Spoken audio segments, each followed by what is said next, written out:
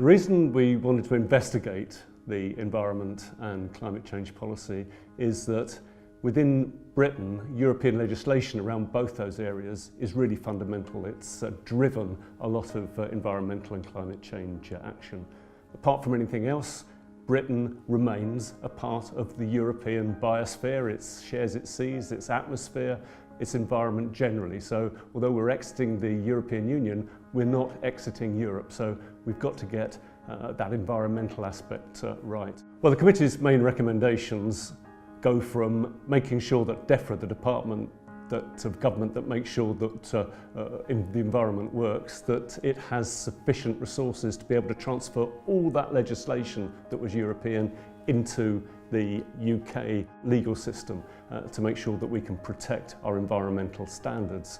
We want to make sure that because we share the European continent together, that we still have some way of coordinating our environmental policy for the future. That's really key looking forward.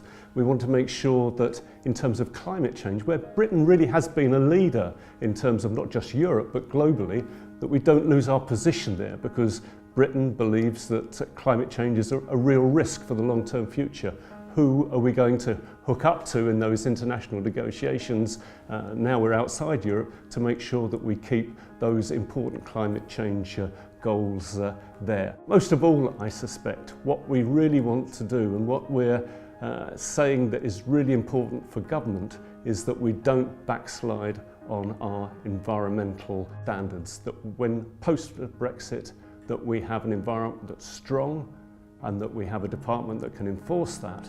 And enforcement needs to be as strong as it is now, where we have at the moment the Commission or the European Court of Justice that can say to the British government, hang on a minute, you're not performing, you need to, because that's important for your citizens and for the rest of Europe. We need to make sure we have an enforcement mechanism there that's as strong as and independent as we have at the moment.